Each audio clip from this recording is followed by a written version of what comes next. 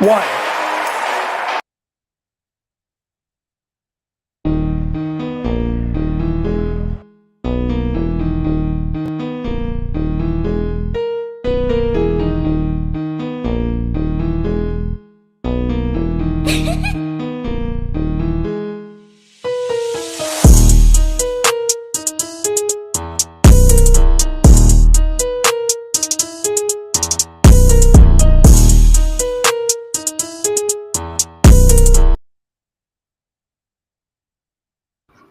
What's up, everyone? Welcome back to another episode of the Golden Ticket Show. I'm Dan with Gotham Gambling. I'm here with Kev Heels 0809 from the College Juice Pod.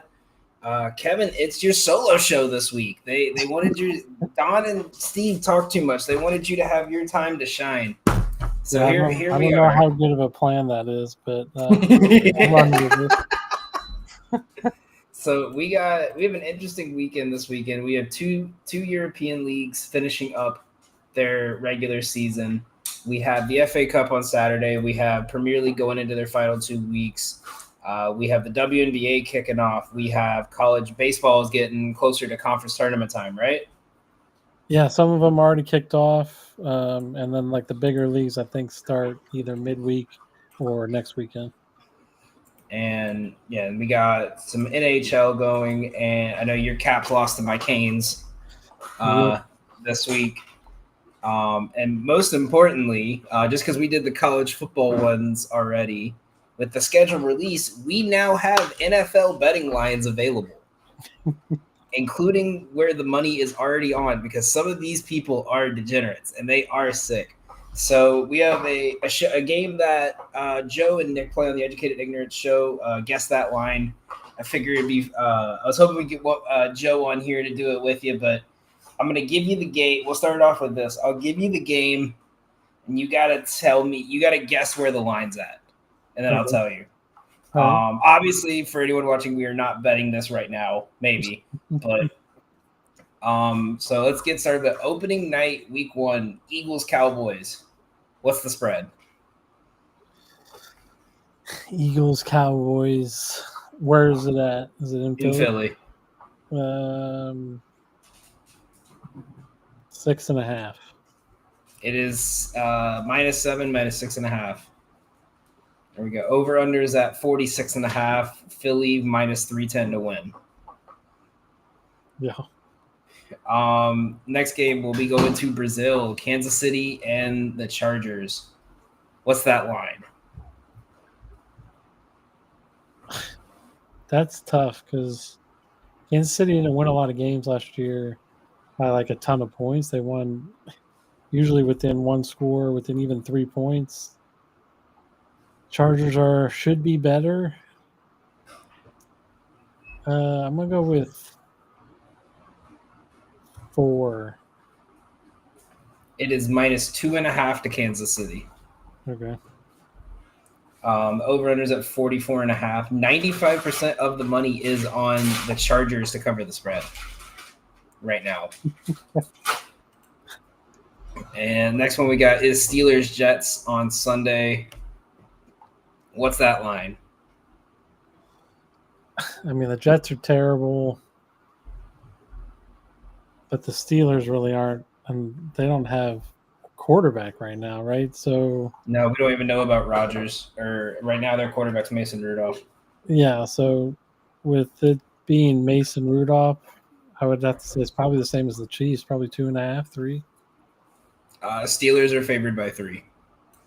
By the way, like I looked through this for fun. There's already lines up for week 11, like all the way through the season.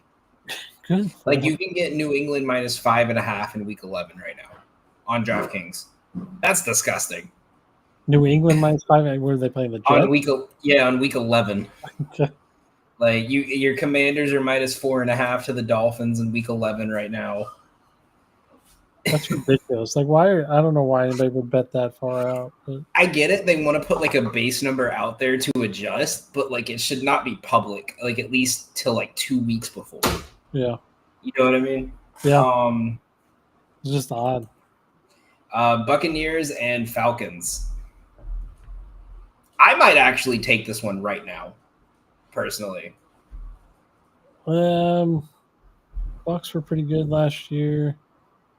Falcons should be better. I'm gonna say 4.5. Bucks favored. Bucks favored by 2. Huh? So they're really projecting a Michael Penix renaissance here. Yeah. Saints and Cardinals. Oh my God. Who's at home? Saints? In New Orleans, yeah. I mean, Arizona should be better. Saints are definitely worse. Their defense isn't, I guess, too bad. I'll go with Saints -2. It is Arizona -4.5. Wow. Okay. I bet you it was probably closer to that, and then the Derek Carr retirement news probably just kicked it. Yeah. Well, also too, Arizona's always good to start the year, and then when it hits October, once they hit their bye week, is when they struggle. Yeah. Or when the next Call of Duty comes out. Yeah. You're a Commanders fan, right? You're out in the DC area. Yep. Commanders and the Giants. Oh, so are the books gonna allow anything for Wilson? Giants defense is solid, but they're outside of Malik Neighbors. They don't. I'm gonna say they're high on the Commanders. I'm gonna go -8 for Commanders. -7. Oh. And we got a special guest coming in all the way from Minnesota. What's up, boys? You know what I'm saying? I had to stop by the Target Center, go flick off Anthony Edwards, say what's up. He ain't a dog like I thought he was. He's too nice, like everybody in Minneapolis. Straight from Tornado Alley. Yesterday, the tornado sirens were going off in the middle of the day. These people have never seen wind higher than 60 miles per hour. Everyone's freaking out. It's kind of funny. I'm surprised they have tornado. I mean, dude, I was in my hotel room laying down trying to take a nap because I was up at the crack of fucking dawn, just getting ready to catch this plane, and all of a sudden I just hear tornado sirens going off. I thought fucking Godzilla was attacking Minneapolis. So I'm like, well, what am I supposed to do here? So, I thought I bless you. Thought you'd hop on in. You know what I mean? I had a little free time. I didn't realize the time is 8:19 right now. So, I was like, oh, you know what? The Knicks are up 45 points on the Boston Celtics. Let me go ahead and hop on this. What's the actual score? I have not paid attention to that. 45. 27. If Miles McBride was on the Celtics, he would be the second highest scorer right now. And he's only played 9 minutes. So you got in just in time. We're the NFL Week 1. Actually, all NFL lines are out. The baselines for the spreads. Okay. So we're going over the Week 1s. Now that we got both you on here, we'll do a competition for the rest of them here. Okay. Whoever gets the spread gets a point, and if you can guess the correct total, you get a bonus point. Total, okay. Or closest to it without going over. All right, you're lucky because I haven't even looked at lines yet. So no, I don't think Kev has either. I saw this today and I was like, "Ooh, I'm not telling them what we're doing today." Okay. All right. So we've already went through. Except I know for sure that the Bills are favored in every one of their games. ESPN was shoving that down like everyone's throat. The Dolphins and the Colts. What's the line? Who's favored? Dolphins at Colts. Yeah. So is Anthony Richardson going to be the starter for the Colts this year? Yeah, I'm assuming. Yeah. I'm going to say Dolphins are favored, and I'm going to say give me 4.5 points. Kev. Just because when we were talking earlier, the Cardinals were favored against the Saints, I'm going to go Colts are favored by 2. The Colts are favored by 2, -1.5. What's your guys' guess on the total? Wow. Um, 42.5. 42. The Colts are favored. Mm-hmm. To be fair, it's a pick 'em. It's a 1.5. Okay, all right, 1.5. Like the money line is plus 100 and minus 115 right now.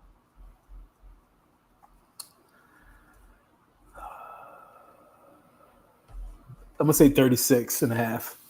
It is 45.5.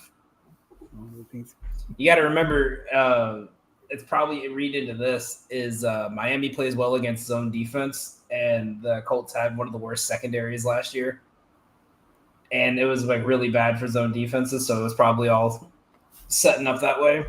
Okay. The Battle of Ohio in Week 1, Bengals visiting the Browns. What's the spread, and what's the total? I think we all know who's favored here. Yeah, the Kev, I'll Bengals. let you go first. All right. Let you go first. I can prices right your ass. The Bengals have to be favored. I'm gonna go with 6.5, and then total. The Browns suck. I'm gonna go back to 42.5. 6.5. 6.5 might be kind of spot on. That's a little less than it. They're asking for a touchdown, pretty much. It's Joe Burrow, man. So But it's Week 1, Joe Burrow. Week 1, Joe Burrow, and the Browns' defense is not like dog shit. You know what I mean? It's not. That's not the worst side of the ball for them. I'm gonna price is right to you, man. I'm gonna go 5.5. In total, you said 42.5. That's usually a typical NFL line too, man. So let me go ahead and go 43.5. No. Browns defense is. I'll give you guys a hint on the total. I looked through every single one of them. There's maybe 2 totals that are a typical number. That's like a number trend. Oh shit. These are all in like are within a decent range, but they're all like very weird numbers. Oh wow. Okay. Damn. I wonder who they think is going to be the Week 1 starter. Probably Flacco. Everyone thinks Flacco is going to start, and then it's going to eventually get the Yeah, because Watson's out like most of the year, right? Yeah, Watson. I don't even consider him on the Browns anymore. They just kind of give them his 6 weeks. Like, okay, we let you play. You earned your money. Bye. Yeah. Go hurt yourself so we can take you out. Go hit a massage parlor. Damn, this is weird. They have a good running. You know what? If I was the Browns, I would try to muck this up and put it in the mud, man. Give me 38.5. So it's Cincy minus 5.5. The total is 45.5. Wow, Kev. All right. So they're banking on this defense for the Bengals still being bad. I mean, Okay. they might not have Hendrickson, right? He might sit out a couple of weeks. Yeah. And the guy they drafted sitting out till his contract. Yeah. It's going to be a bad. Well, I saw something like a lot of them are doing it because, or like the undrafted rookies, like they don't get the injury insurance until or during training camps and stuff. Like if they're like a training camp invite, they don't get the insurance if they like tear their ACL or something. That's crazy. Okay, all right, that's fair. That's fair. You got to protect yourself, man. Yeah. The next one here, Panthers versus Jaguars in Jacksonville. Panthers versus God. I would not even watch this game. You guys can tell. I'm gonna hurt myself. I'm gonna hate myself. That's why. I mean, yeah, you're a Panthers fan, so I'm sorry. But you know what? This is the game that Panthers win. Could be. Who's home? You said Jacksonville. It's in Duval. It's in Duval. Duval. I hate that shit so much. I hate that, man. Jackson, whatever. Give me. There's no way this is like 5 or 6. There's no way in hell. This game is 2.5. Give me 2.5. There's no way no one's going to be commanding this game that much, man. What total are you going with? So now I can. Okay, that's fair. That's fair. You can price is right me on this one. We'll keep switching off. And watch me overshoot this one because I've been undershooting everything. So you know what? They're gonna try to capture the money because everyone's gonna be hype on Travis Hunter.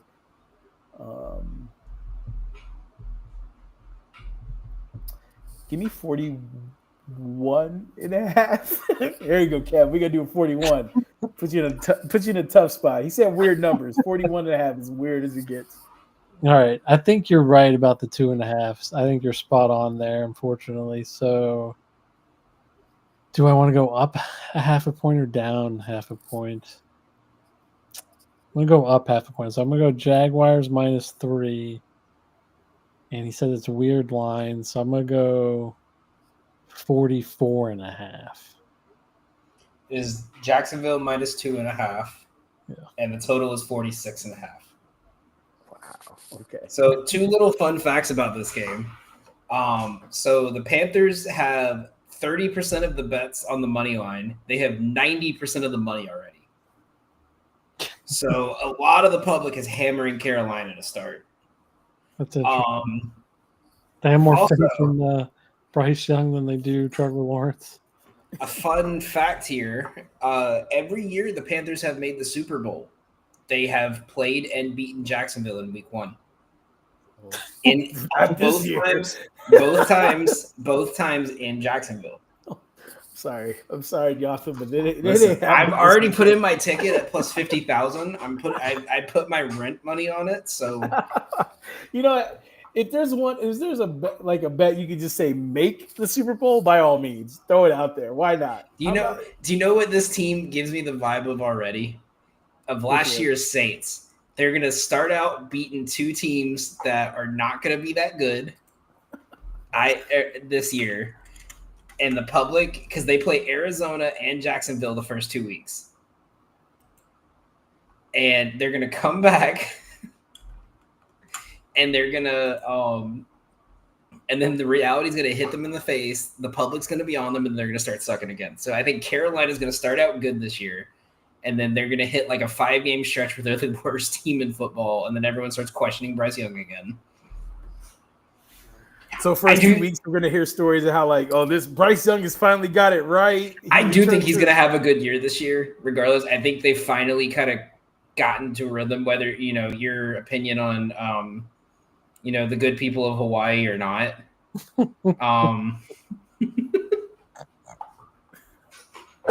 I do think they've kind of built that foundation back up.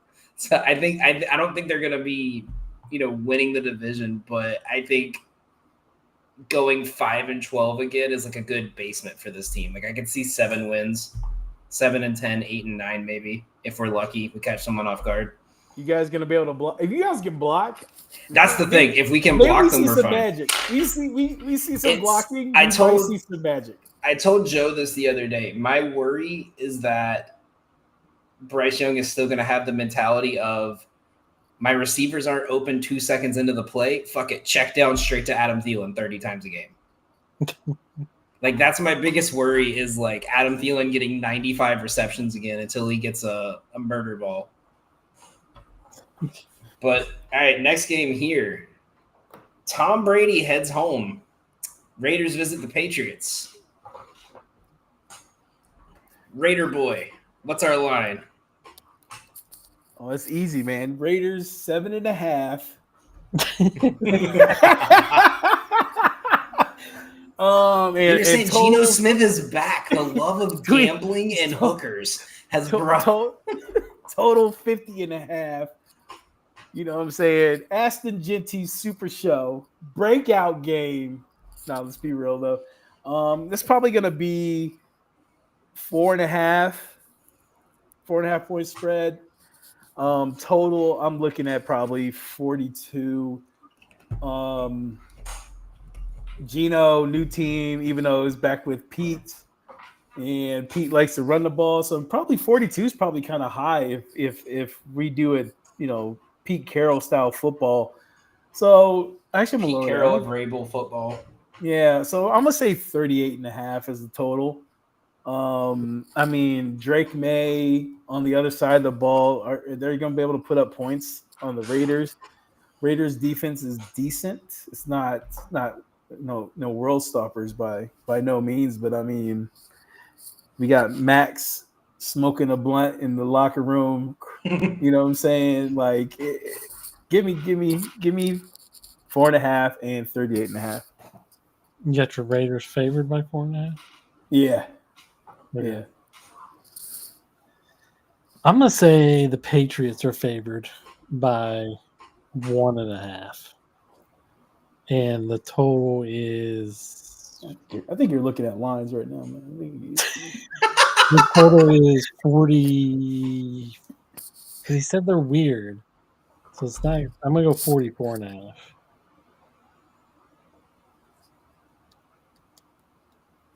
So it is Patriots minus 2.5, and the total is 43.5. Yeah, he's got line, bro. Let me pull up these ESPN bet lines. Lydia wanted me to remind you guys of this last year when I thought the Panthers were gonna beat the Saints week 1, put 3 units on it. My only ever 3-unit play in NFL history.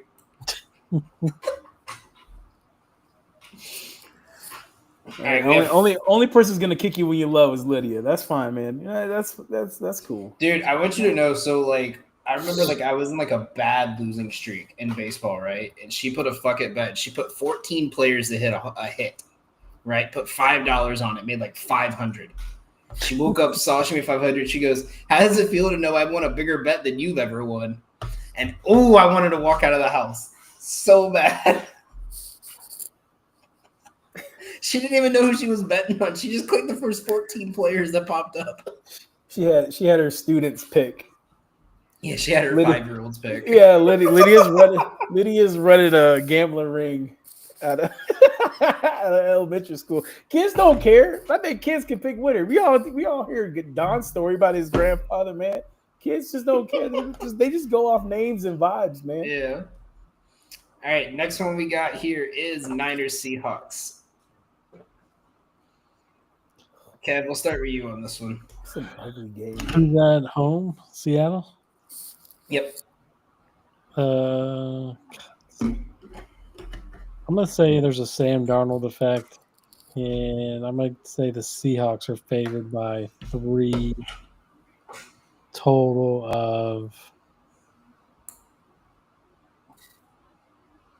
40. I'm going to go back to 42.5. This is Seahawks, and you said San Francisco. Mm-hmm. Yeah. All right, so Brock Purdy just got that big payday. Yep. First game of the Jalen Milroe, Sam Darnold era. Oh, God. You already know how I feel about Milroe. Sam Darnold, man. So you think Seattle? You think Seattle? Actually, the better way to put it is the first game of the non-Tyler Lockett era, the final leg of their Super Bowl team gone.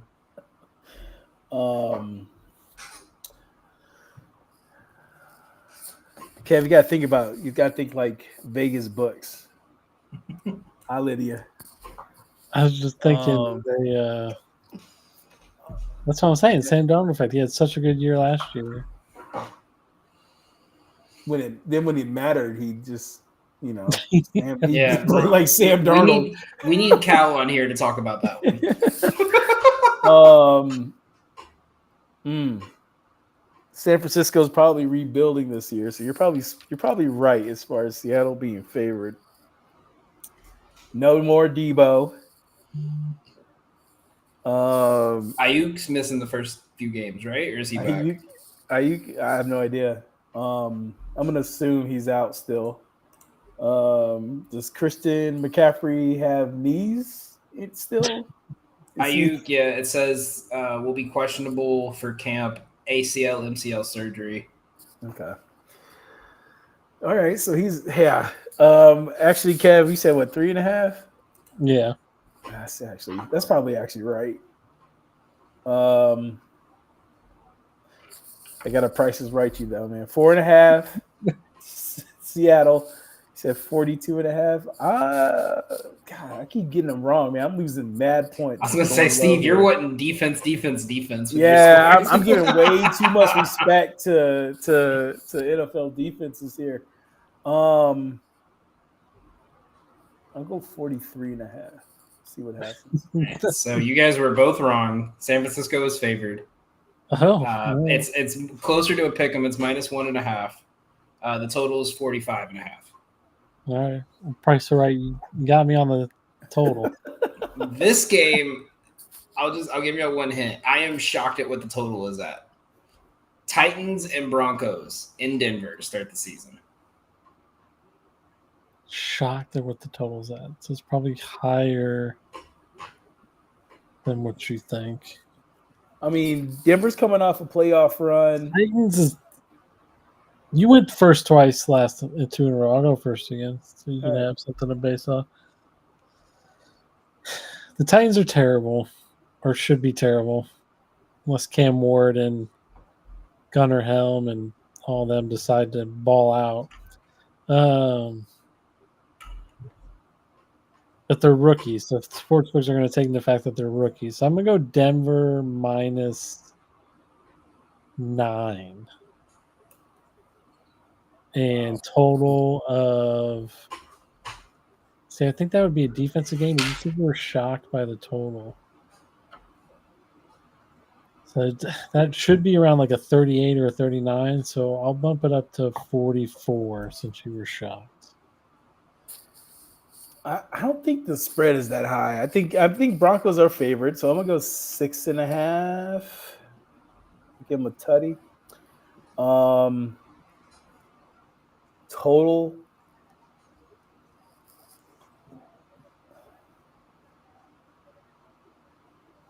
I mean, Broncos. Do we really shocked? Like it has. I know. Because that should be the maybe he thinks he's shocked because it's so low. You know, well, maybe. I don't think you'd be shocked by that. We'll find out. I'm gonna go back to my favorite 38.5. No, he wouldn't be shocked by that. He wouldn't be shocked by that at all. You're right. 46.5. That's my total. All right, so Denver is favored by 7.5. The total is 42.5. I was over.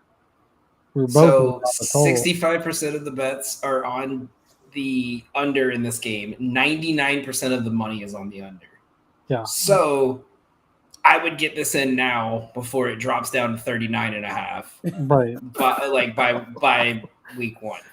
It should probably drop tomorrow. I can't. I have to use Profit X in Minnesota here. So we got 4 more. Houston and the Rams in LA. Your turn, Steve.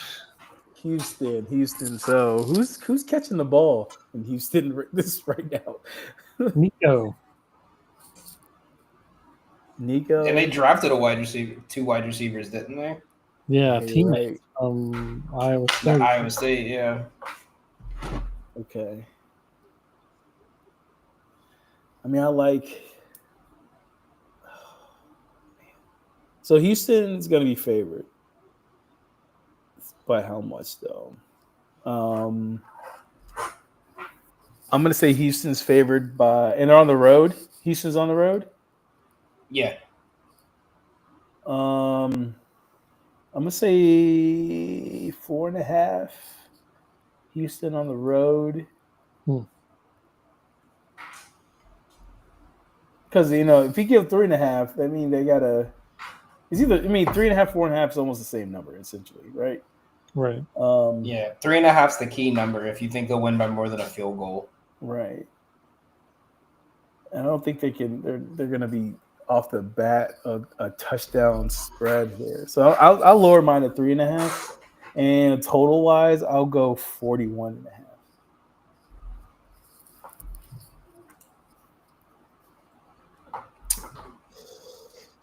Didn't the Rams finish strong last year? Yeah, they Mhm. beat the Vikings. Right. Won the division too. And Houston kind of had sophomore slump under CJ. But I think you're right. I think Houston's still probably favored. I'm gonna go down. I'm gonna say Houston minus 1.5 though. I'll say it's more of a pick 'em. And then total. I mean, those are two high scoring offenses. They're volatile too. Like they could score like instantly. So I'm gonna go back to 44.5 then. So the Rams are favored by 3. The total is 46.5. 46.5. Wow. Jesus. Okay. All right. Pick the wrong team. Favored. Yeah. Next one we got here is Lions at Packers to start the year. Ooh. The first game without Ben Johnson or Aaron Glenn. The Lions are probably favored, even though they had disappointing playoffs. They're playing in Detroit. No, in Green Bay. Green Bay. Detroit. They were basically the best team in the regular season. So I'm gonna say it's a pick 'em again, even though I was wrong last time. I'm gonna go Detroit minus 1.5. Detroit. I mean, both these teams could score 30 points each. You got the chosen one, Matthew Golden. Right. 40. I'm gonna go total 45.5. Okay. Well, first I got a prop bet already. Matthew Golden anytime touchdown. 2, I think Green Bay is going to be favored in this one. Playing at home. I'm going to say favored by 1.5. I know it's the same number, but I'm going the opposite team. In total, yeah, let's say 42.5. Okay, so Detroit is favored by 1.5. The total is 49.5. What? Wow. I think. Wow. Yeah. That's high. Yeah. Both of them There's some. Yeah. And think about it. You have your defense just lost you just lost your defensive coach, and you at least your offense can kind of torch Green Bay. So I wouldn't be surprised if this is the highest scoring game. Last two here, Sunday Night Football, Bills and Ravens. Yeah, I'll go with this. Well, we already know the Bills are favored in every game. I was about to say, you already told us. So that definitely, and then they're playing at Baltimore. In Buffalo. Oh, in Buffalo. Bills, Buffalo Bills, Baltimore Ravens. Revenge game off the bat. Bills are favored by 1.5, and total is going to be 41.5. But we're already betting the under. You're betting the under on that in the summer at 41.5. Yep, absolutely. Is Josh Allen just gonna score once and then take a knee every play? Josh Allen's gonna be getting freaking flashbacks of his wife, fiance, talking dirty to Michael B. Jordan. I think you're spot on. He's gonna throw. You're just gonna hear, "Hey Lee." I think you're right about the spread, but I'll just go with Buffalo minus 3. And then I feel like all the totals have been higher than what I'm expecting, so I'm going to say the total is 46.5. Okay, so Buffalo minus 1.5. Yeah. This is the highest total on the opening market. What? 51.5. 51.5. Yeah, we're betting the under in the summer. Got them on 51.5. 64% of the bets are on the over. 79% of the money is on the over. So even the sharps are on the over here. And final game, we have Vikings Bears. Ugh. in Chicago. How was that the Monday night game? Because it's Caleb Williams and Ben Johnson. And if they lose, Joe's going to do his educated ignorance show, and he's going to be sad. And I'm going to bully him. Like friends do. I think the Vikings are going with J.J. McCarthy. Yeah. The Bears, I know they have a new coach. Is that enough for the books to say that they're favored? I don't think so. I'm going to go Minnesota -3. Total of... I feel like everything's been higher than I thought. So I'm going to go total of 45.5.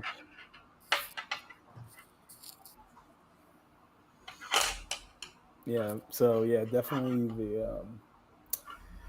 the Bears will not be favored. JJ McCarthy though, is he gonna put up? Because he didn't look bad. Like I was kind of high on him last year. Right. Like I had when everyone thought that we had to remember too with him last year. They thought everyone was gonna be like they were only gonna win 5 games. Right. But I didn't hate the way the offense looks right now. I think, especially coming off that injury, it's going to take him maybe a couple weeks. But right. Yeah, he's got to get up to game speed. I mean, he essentially missed his whole rookie season, so he's got to go through those rookie lumps, right? Yeah. I guess a team like the Bears, though, Bears have the better quarterback. 50,000 wide receivers. Yeah, that they do. Actually, you know what? I think it might be like 1.5 favorite to the Bears. What you got for the total? Total, Keps at 45. Mm-hmm. Yeah. That is abnormally high, but that means Caleb Williams has got to put up points and JJ's got to put up points. He's gonna be like, "Oh, F it, Justin Jefferson's down there somewhere, right?" So basically, and he actually, Vikings do have a decent run game too, and they have no secondary. Yeah. So yeah, all right. I'm gonna go 45.5. So I thought you said 45. Okay, 46.5. So Chicago is favored by 1.5. And the total is 45.5, Kev. We both win. A couple other ones that they've highlighted early on, mainly like rivals and division matchups. Broncos in November are favored by 7 against the Raiders. The Bears really, I think they're doing worthy game. I know it's a rival game. That's the Bears are favored by 6 when they play the Giants. The Panthers are favored by 5, their first meeting with the Saints. Baltimore is only favored by 3 against the Vikings on November 9th. That feels like a trap. They are trying to It does. Washington is favored over Detroit in their one meeting in their rematch. And I think it's just going through like big rematches from last year. Okay. Tampa Bay and Buffalo. Buffalo's only favored by 6. Houston is only favored by 3 to Tennessee. The Panthers are favored against the Falcons. It's pick 'em, but okay, and then the Bengals. So Michael Penix is pretty much they're expecting him to start. Is what they're telling us at that one. Yeah, right? The Bengals are only a 1-point favorite over the Steelers.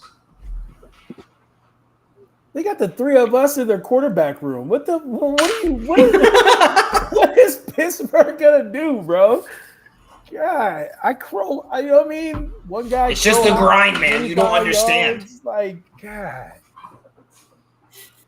All right, so I might hop on that line for the Steelers game because Aaron Rodgers might be starting, and am I going to be a sucker and believe in Aaron Rodgers this year with the Steelers? He's going to take Tomlin with him on an ayahuasca run, and they're going to go 16-1. Sit in a dark ass room. talking about their feelings or something. I don't know, man. You running from the grind?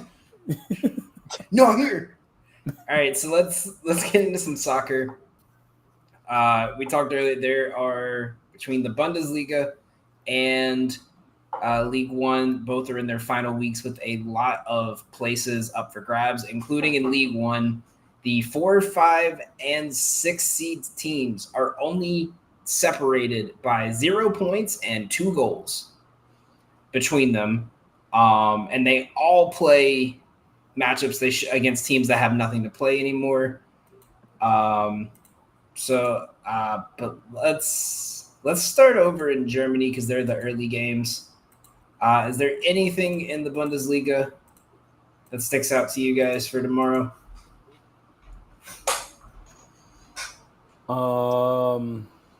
Bayern's already locked it up.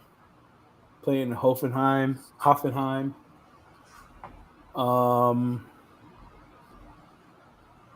Anybody feeling froggy? Do a draw. Hoffenheim draw, no bet, huh? Who's with me? Not me. Who's with me? Why not? I don't know. I don't know how I'm feeling on that one. Their U21 team should be able to beat Hoffenheim. Well, the thing is too, if Hoffenheim,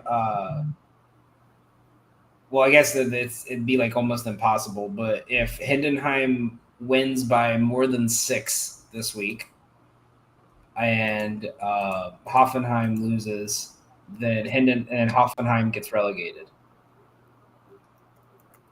So if Hindenheim beats Bremen by 7 tomorrow, yeah, I don't think that's happening.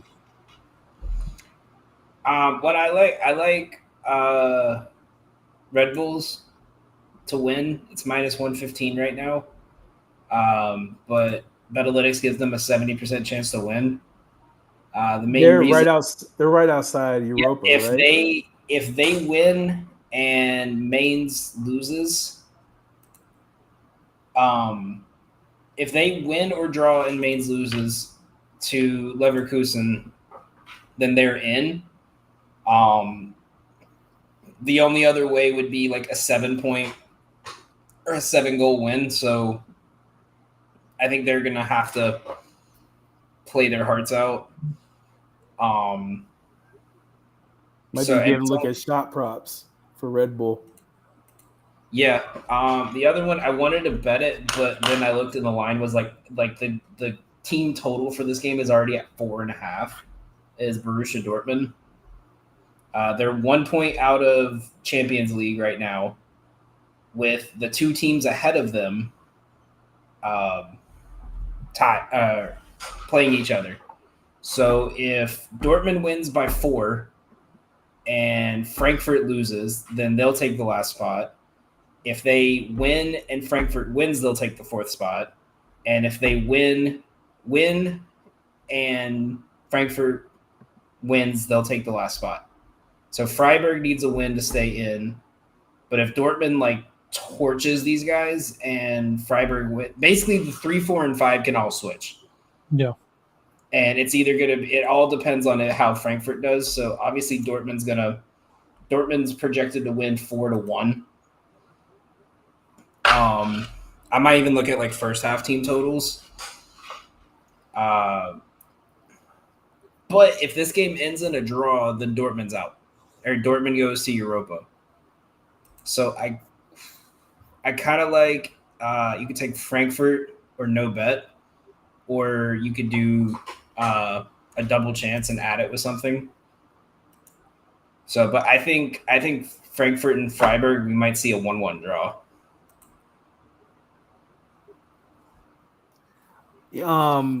I hate to go back, but we talked about the Mainz game against Leverkusen. Something I didn't realize too. I mean, Leverkusen's about to lose their manager. Yeah, that's true. So it might be like a last game bump type deal for him, knowing that he's about to leave and he's done well there. I think so. That kind of goes back to Who was So involved with that one? if they Red Bull, right? if Red Bull needs them wins to and lose. Leverkusen wins, then Red Bull moves into 6th place, and Mainz is out of Europe. Or if And Mainz is if Leverkusen wins or it's a draw and Red Bull wins, then it goes over. If they both draw, it stays with where it's at. So yeah, I'm definitely gonna. Actually, I'm going back. I know I'm going back. Sorry about that, guys. Can't believe it. I'm taking Red Bull money line, and I think Leverkusen wins, even though they're not even favored in this game against Mainz.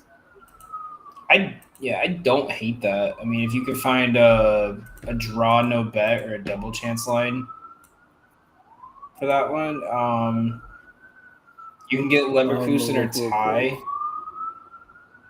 Wait, that's double result, not double chance. I love the sounds of New York. Dude, you should have heard it before the show started. The Dominican church underneath us is having a fucking rager right now. Love it. Dude, I felt bad one day. I was about to yell at them because I was like, why are y'all having a party at like 2 p.m? And they were doing the walking of the cross for Easter.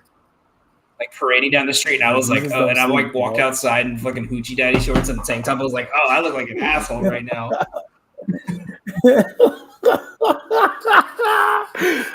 No, not Lydia. You let this man walk out the house with some hoochie daddy shorts on. Draw or Leverkusen at -160. Wait, hold on. But okay, all right. So, I actually like that. Hear me out. You can get draw or Frankfurt and draw or Leverkusen as a parlay at +156.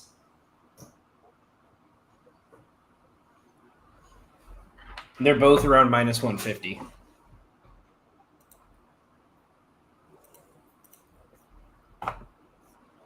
So I don't hate that. That might be something I sprinkle a little bit on. Other than that, I mean, there's all 3 teams that are due for relegation are going to get relegated unless you know, like I said, you see a 7-point win. So, anything else on this one before we move over? Well, I like Freiburg in that 3-4 matchup. They're at home. They're only 2 points back. I think they win. You just sat there quietly letting me talk about the other team there for a minute just to drop that. No, I think that's why I think that game's gonna be a draw. Because if they draw, then they both move on. And I think they're both gonna be in that mindset of I can't lose. And if it's like, you know, if like let's say Freiburg is like on like has most of the momentum, then Frankfurt's just gonna let the time run out. So I think that might be my draw of the day. We got to get the confirmation from the Dawn on that one. That's my play for that. League One, we got the 4, 5, 6 is all tied with a 6-goal differential between them. I already took this play. I think you could still get it close to plus money. Yeah, I took Saint Etienne to win. They are a point behind Le Havre, and Le Havre has to play the number 2 team in the league, who's playing for pride at this point because there's no chance they're catching number 1. And Saint Etienne's playing a team that has nothing. That's the 12. They can't move up to the 13 or the 11. They can't move down to the 13. They're just kind of there. And Saint Etienne can move out of automatic relegation if they win. They can't not because or go any higher than the relegation playoff spot because the goal differential between them and 15 is -21. But they can move into the relegation playoff spot for a chance to stay alive. You can get them plus 100. I already took them.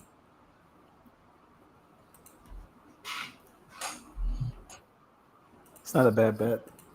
The only other one I was the thing is the odds on this in this league are so juiced. Yeah, just don't waste your time on that farm Yeah, league. fuck the Man. French.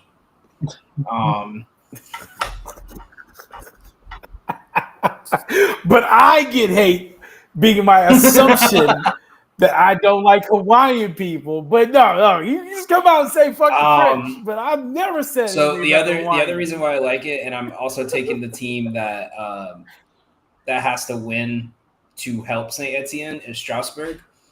They play Le Havre. Actually, they're wrong. They're the 6th seed. They play them. If they win or draw, they automatically eliminate Lyon, and they get the last spot in Europe. But Lyon has the goal differential. But not only that, so if they lose and Lyon wins, they could drop all the way to out of Europe. But if they win and either Nice or Lille, if they win by more than 2 and Lille loses, they move up to the 5. So they have everything to try to score like as many goals as possible. So I like their. That's what I was about to look at because I have them projected at 2.5 goals. You can get 2.5. It's 1.5 at -200, 2.5 at +158. So I might take a like them to win and then add the over 1.5. You can get that like an easy prop. That's like a little like +100 builder. Other than that, that's the only other thing I see. I mean, most of these teams, like if Nance wins, they're guaranteed to stay alive. They're playing the last place team that literally has said they're not even trying anymore. They're just preparing their players to audition for other teams in Europe because they're -53 in goal differential. And they've only got 16 points in 33 games. So, and you can get them -215. So it's another. That's going to be like a builder week this week in that. Other than that, FA Cup. Who you got? We know Steve has. Go ahead, go first, Kev. No, I think City wins. I know Rodri.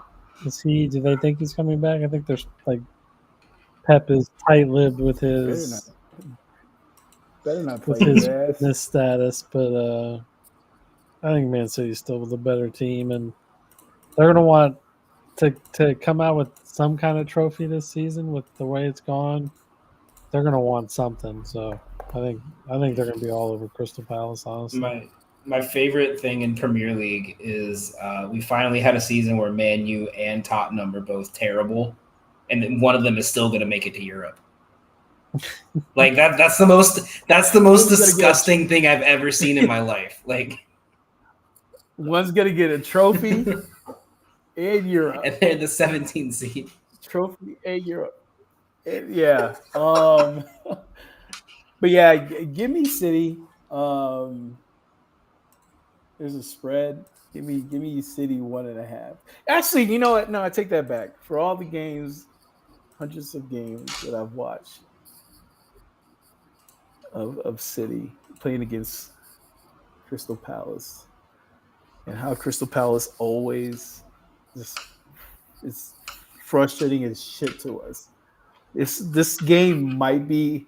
What's funny? This game might be a 4-goal City game, or we just win 1-0. Because the goals for City haven't been showing up this season. It's just not one of those seasons where we're just finding the back of the net like really easy. And Palace is going to do everything they can to just put the ball in the mud. And prevent City from blowing their backs out. So, yeah. If the game total, what is it? Probably 2.5 is my guess. 2.5. It's like -150. 2.5 -150.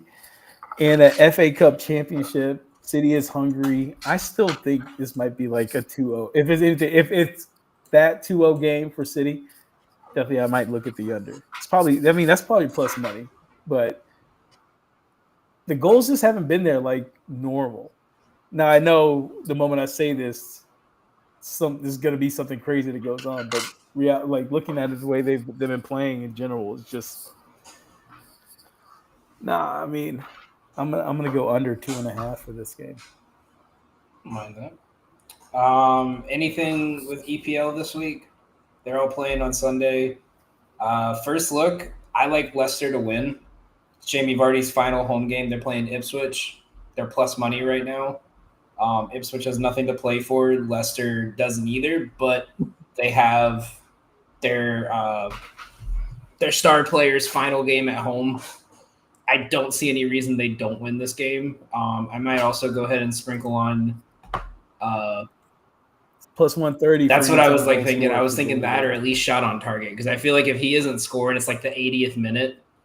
Well, no, because they'll probably like pull him off with like 5 minutes to go, so he can get like a round of applause. Shot on target's minus 245, but plus 2 shots on is plus 175. 2 plus shots on target. That's actually not bad. Because you could see Jamie. I was just gonna say they should be feeding him too, right? Last home game, as I said. Yeah, you know he's gonna come out shooting, and you know, Jamie's a troll, man. Dude, when he blew the ref's whistle, that had me fucking crying.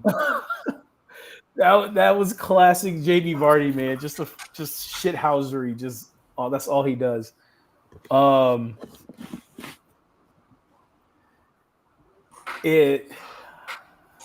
Damn, people messaging. Sorry. Yeah, I like the call, Gotham, but two plus shots, 175. I'm gonna have he write that one down. Let me see if I can get that on Profit X. Oh, that's right. You can't bet in Minnesota, right? Yeah, I can use Profit X, and I was messing around with it today. It's an interesting little book, but I mean, probably for props for us for like college props. Yeah, that's like I only use like the only one I used was like Fliff, and it was just if I wanted to like bet a New York college in something. But it's like there's like 5 that I can bet, and the only one that's worth betting is basketball for St. John's. So it's just like it's damn, not LIU too. You just that list was real short. I got you. I could have made you rich this season. That's all I'm saying, man. When are you coming up for a game this year? I'm gonna try.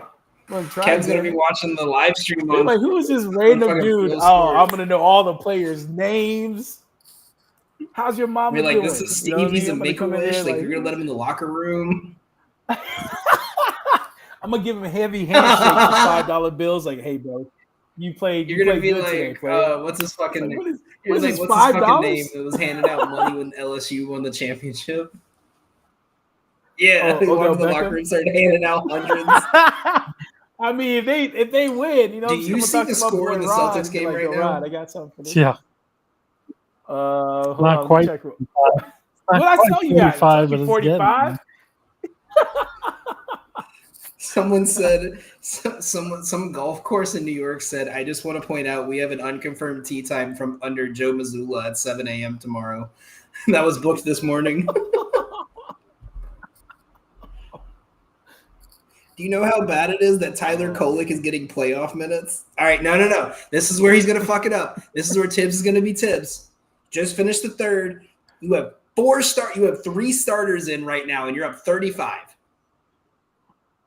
Oh, yes, this is where Jalen Brunson's going to get his Derrick Rose moment. I'm telling you. Nah, don't say that. Derrick Rose was balling that game too. Dude, by the way, you were up 35. He got a flat tire, bro. The only starter in right now for the Celtics is Luke Cornett.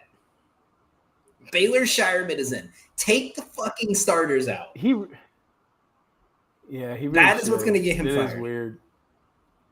Oh, Tibbs, man.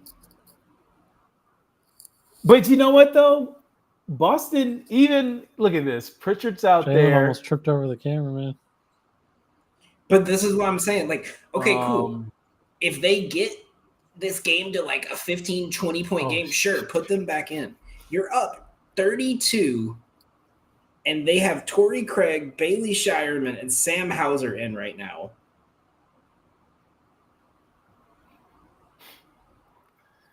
Slow down, Bro, man. Josh. They only playing. like, they're only playing a why you 7-man go- rotation.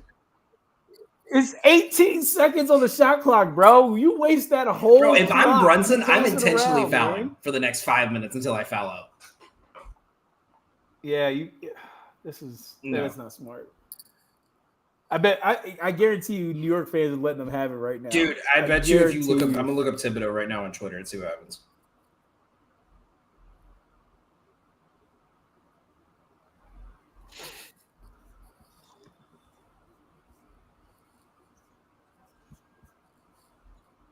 While we're doing that, anything else EPL this weekend? I mean, it's not great. There's some juice with it, I guess is what I should say. But I like Arsenal and Newcastle both to score in that matchup. I think it's at like -166. Yeah, I don't mind that. MLS is actually interesting for me this week. I haven't done my full deep dive, but MLS, I think there's only 2 games that have someone that's where either side isn't plus money.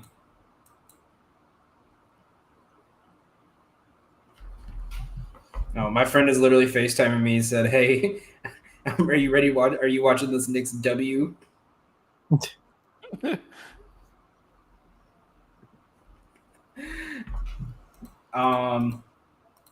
Yeah, so I think if that's it, let's go over.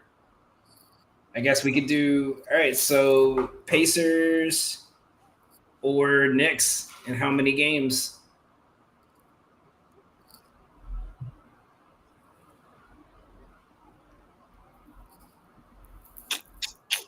I'm gonna go Pacers in 6. Fuck you, Kev. I just think the Knicks will be the Pacers. No, I told my buddy this today. I said the big thing I think is going to happen is they're going to be overly physical to try to get the win today. They're going to be exhausted, and this Pacers team is literally going to be do what they did last year. We're just going to sprint full court for 48 minutes. That being said, the way the Knicks are playing, if the Knicks win this, it's going in 7. Is where I'm taking it. But I would say either Pacers 6, Knicks in 7.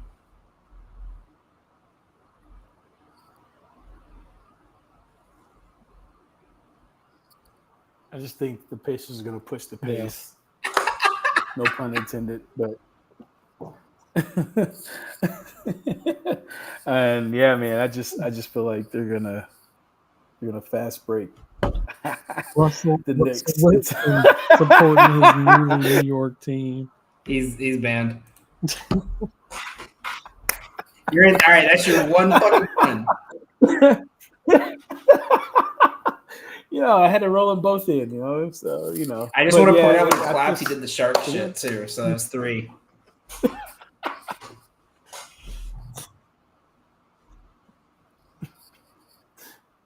But yeah, I don't know, man. Hey, listen. As much as I think Knicks fans are annoying as hell, I would love to see you guys happy, get to an NBA championship. This city will fucking burn. I don't think y'all realize. That's what I'm saying. Like, I don't even. No, you're not Philadelphia. Man. No. Y'all are gonna destroy your city. You guys are gonna be shooting the guns in the air. Did you I don't see think someone gonna burn. asked? Someone was asked a question and said, "Would you let Jalen Brunson sleep with your girl if they win the next championship?" He's like, "I would let Jalen Brunson sleep with my girl, my sister, my mother." He's like, "You don't understand. Everything in my life has been a disappointment because of this team." Like, we've earned this. He was like, "I had to watch Ron Baker and Damian Dotson for 82 games. I've earned this." So yeah, I would love to see it, man. We'll see what happens with the Pacers. I mean, Rick Carlisle's won it before. I forgot which team he won it with, though. It's the team that's drafting Ace Bailey with the #1 pick this year. Oh, you guys want to see a crash out? That. Oh boy, if No, that they're gonna happens, draft oh man, Harper to replace the injury-prone disable all Kyrie my Irving. social That's what they're media. gonna do. Now they're gonna draft that senior point guard from LIU just because of Steve. Well, if they're gonna make a mistake, they might as well go all the way in. You know what I mean? Just you want to? Oh my gosh, I don't even want to think that. I How hate that. I hate Nico. I know we're getting a little off topic, but how upset would you be if they drafted your boy Trey Johnson? I would be pissed because you passed up on Cooper Flag. Like I don't. I saw a lot of Trey Johnson. I love the guy. Love him. Love the Longhorns. You know me. I'm biased. I saw a lot of If he does rumors some that shit like that Philly was going to look at him at 3, and I just think that's a terrible fit. They don't. Here's the problem. Really need Here's the another problem. Guard. We know what- who's 1 and who's 2. It's going to be Cooper Flag, and it's either going to be Dylan Harper or Ace Bailey. With Trey, none of the teams in the top 5 need a guard. And that's the problem. Yeah. That's the problem with a guard-heavy league, and why you see like some of these guys skyrocket that are not there yet, because it's like, oh, you're a big that's a top 10 level player, and no one else is competing with you right now because there's 8, because they're gonna run a 6'2" guard at power forward next week. Like that's the thing. Like I'm looking up for my Thunder. I'm like, all right, who are we gonna draft? I was like, because we don't need a guard, we don't need a forward, we don't need centers, we don't need anything, but we have 35 draft picks, so we need maybe like a veteran that can clutch in the playoffs. But I mean, if then you draft a guy, trade that guy, and collect up more picks. Just defer to the following year because you never know. So that would be it. If Philly struggles again this year, which they're not, but if they do, then we get an unprotected lottery pick. You don't think they're going to struggle? No. Jared McCain will be back after a year under his belt. Maxey, I think they can deal with whatever shit Embiid's going to put them through. No, I was telling. I'm talking about this. I'm talking about besides the weird. If Giannis goes to the West, who's going to be in the East? Like his. Your only competition is going to be the Knicks, Pacers, and the Celtics. Right. My thing was this. I told Joe this. I said if the Sixers do not get that pick in the top 6, then the process is over. Embiid's going to get traded. Paul George is going to get traded to like Miami or something, and they're going to start it over under Maxey McCain, which is also why I think this was the most rigged draft in the NBA, because you can't tell me how ironic it was that the number 1 pick went to the team who just traded their best player. The number 2 pick went to a team who is like a 1-star player away and could potentially trade the number 2 pick. And the 3rd went to the team who should have been who every year seems to be a title contender and can't make it out of the first round. Meanwhile, the Hornets, Jazz, and Nets, the 3 teams, and the Wizards, the 4 teams with the top picks, only one of them in the top 5.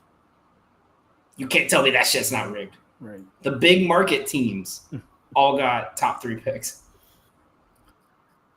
Listen, man, we had to win a coin toss. That's funny too. I'm gonna go against the grain here. If Giddey doesn't make that shot, then this whole thing never happens. That's what I'm saying. So if a guy had to make a half-court shot, you're saying it's rigged for me? There's a lot of dominoes that had to fall for it to get rigged. He's still playing them. I'm going against the rigged narrative. They're up 36 with 8 minutes to go, and they're still in.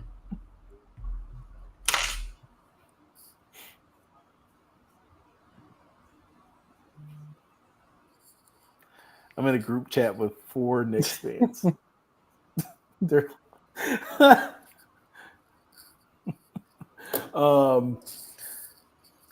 dude,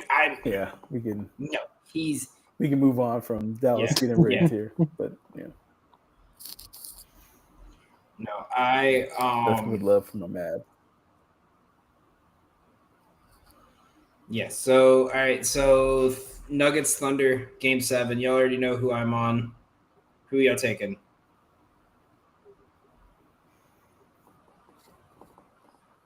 In OKC. Who was calling out their crowd on ESPN? Was it Ryan It was Clark or someone who somebody? wasn't in One the of them, one NBA. of them.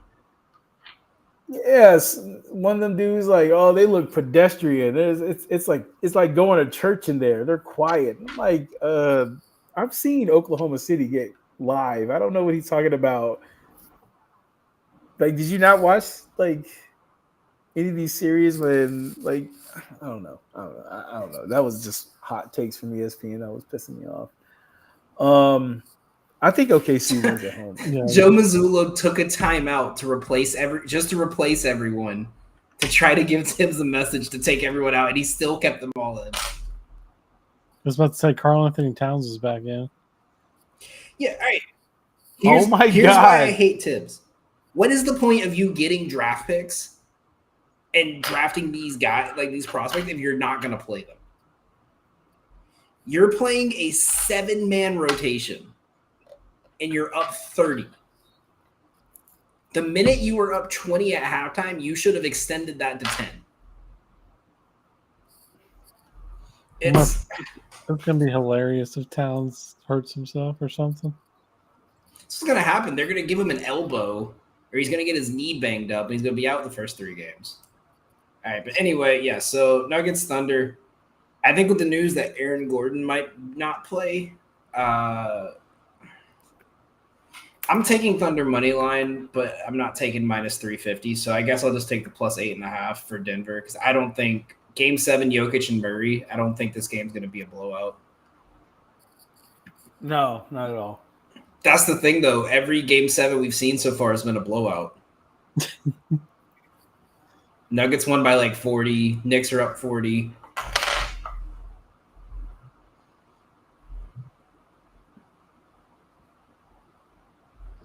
Good Yeah. God, I'm gonna go down there and like fucking.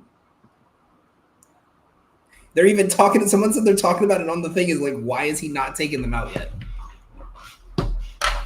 Oh well. All right, let's do y'all have anything for the hockey game tomorrow? Winnipeg, Dallas. Leave it up to the hot. No. I just blind bet on Dallas because You're a homer. Dallas, yeah. So that's as far as my hockey knowledge will go. All right, so let's get into the baseball slate and we'll end it up. First game tomorrow will be the Subway Series, Mets and Yankees. Yankees are favored at -134. The total is sitting at 9.5. Griffin Canning versus Clark Schmidt.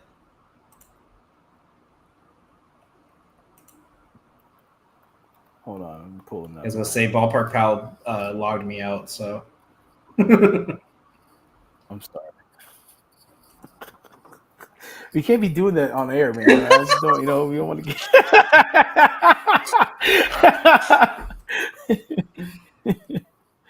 He's joking, man. This guy's I'm got just jokes. saying, conveniently, every time I've been in a rush and I haven't sent my plays in early, all of a sudden, boom, it logs me out like 30 minutes before my picks are like I need to send my picks in to Steve for this competition. Where are y'all at, by the way? Like, what's y'all's? God, I have no idea. That's what I figured when Don wasn't telling me. I was like, okay, Don doesn't know. Yeah, I honestly I have no idea. It's just like we're just throwing plays out there. Like Don, like there's obviously I was traveling the other day and I was like, yo man, you gotta do it because I haven't looked at anything. And he's like, I can tell Dustin, I'm tired of this. Yeah, I'm not doing another challenge because our whole group chat dies out every challenge. He's I think he's over it, and I'm right with you. And it's like, yo, man, what you got, Steve? He's like, oh, you went 3-1 yesterday. I'm riding a hot hand. I'm like, dude, I've been breaking even like every day. Man. Yeah, right. Like it's like, all right, man, cool. We get 2 for 2 again. Yep, there it is. Yep, 2 for 2. But damn it, I mean, we're doing it's not bad. Going 2 for 2 in baseball is good. If you It's think about funny the long too run because of the like season, all my it's other just- plays, like I think I'm up for the month, but it's like every play I put in for that, I'm like, nah, I'm not gonna bet it twice, like because I know like I'm gonna fuck it up. But So you're getting some one-off props. Like you're I hitting on those, man. You're crushing that. I think tomorrow I might go Mets money line. Like truly, I might look at taking the under here. Mets are a big under team in day games.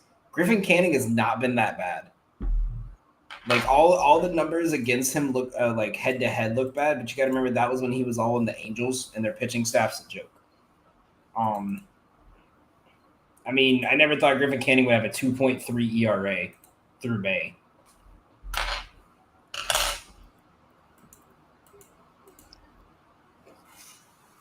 I don't know. Yeah, I don't have an official play, but I'm leaning it. Do you? How do you? I mean, do you think the over is in play? What's the weather supposed to look like tomorrow? Like, what's the wind? Because the thing is, in New York, it's Wind? like what we see is like it could be like raining, and then 30 minutes later, it's like 80 degrees. Like it's super unpredictable. Like I literally left the subway 5 minutes after I went in, and it was raining. It was clear skies when I left.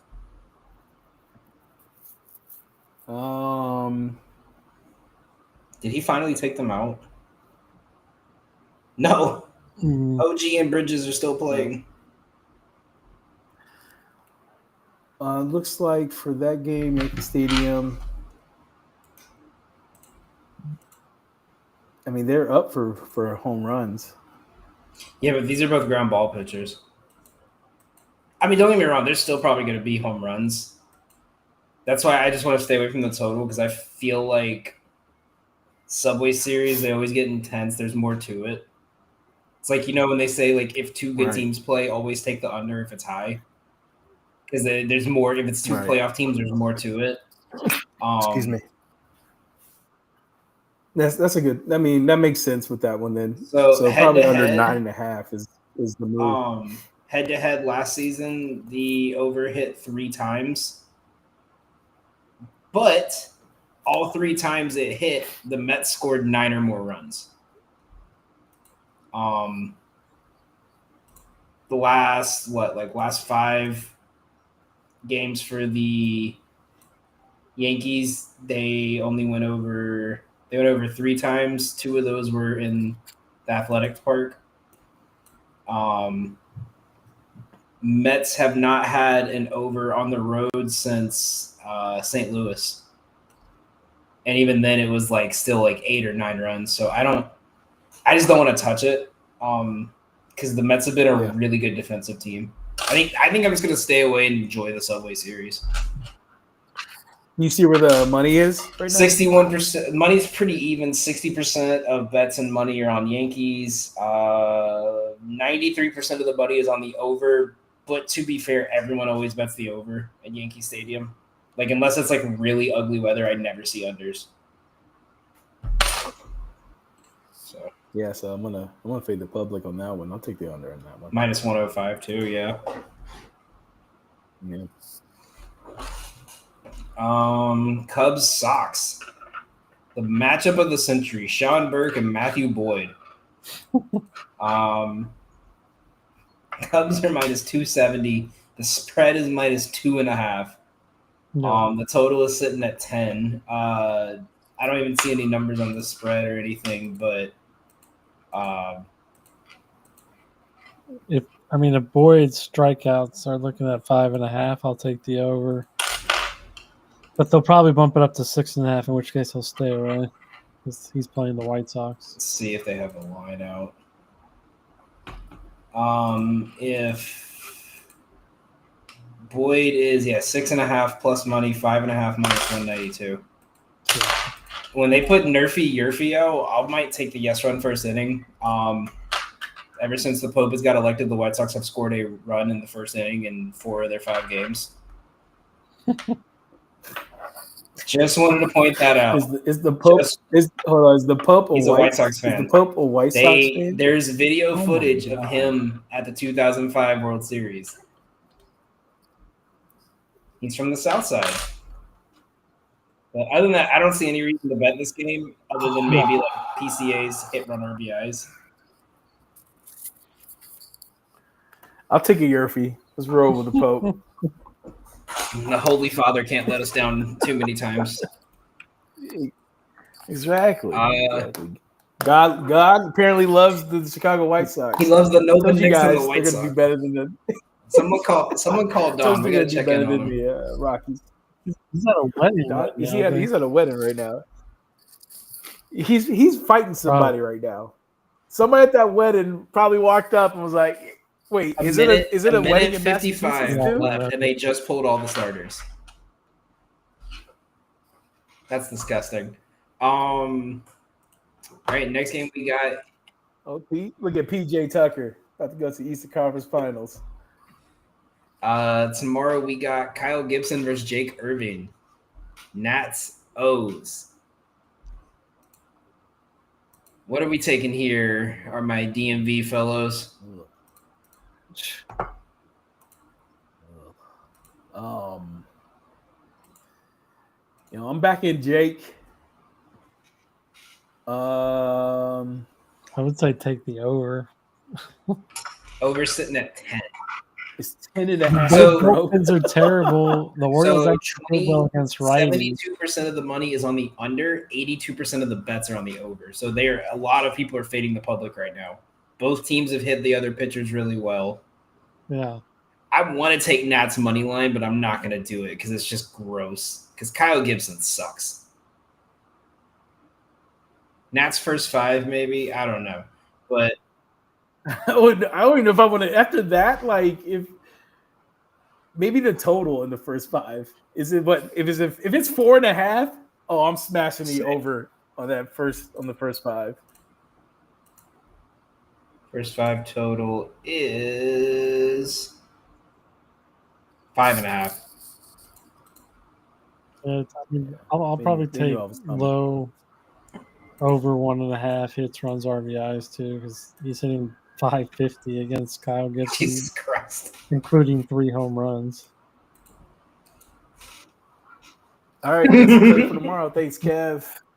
Thank you. I'm gonna call you up and be like, save you me some motherfucker. time. Good call out, Kev. Speaking of lows, moving on to the next game here, Rays and Marlins. Off first look, I think I'm taking Rays money line. It's minus 144 right now. I don't know what the projections look like, but Sandy Alcantara versus Tampa. Brandon Lowe or Lau, whichever one it is 6 for 15 with a 1.13 OPS. And the only players on the Marlins that have faced Rasmussen have all struck out. I don't see a way they win. This will be their 3rd win in a row if they win it. I don't see a way they win 3 in a row here. Miami, you're saying? Yeah. Yeah. Since Pittsburgh, they've only won back-to-back. They've only won back-to-back home games twice, and it was Washington and Cincinnati. That's it. They've only won 3 home games since then, since April 20th. Yeah. I mean, his last game, it was against the White Sox, but outside of that, ever since his kid's been born, he's been pretty bad. But if you want to call a game against the White Sox a bounce back, I guess. But I don't know. I think I'm with you on that. Take the Rays.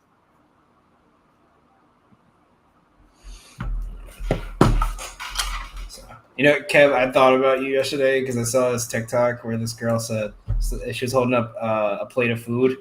She goes, "If you don't know what this is, then you need a Latina mommy in your life." And the guy went up because he's like, "Those are empanadas. Don't fall for it." And you can hear the lady in the back like, "Papi, vente aquí." He's like, "She found me." And then she stops. He's like, I thought I heard Bad Bunny. Okay, we're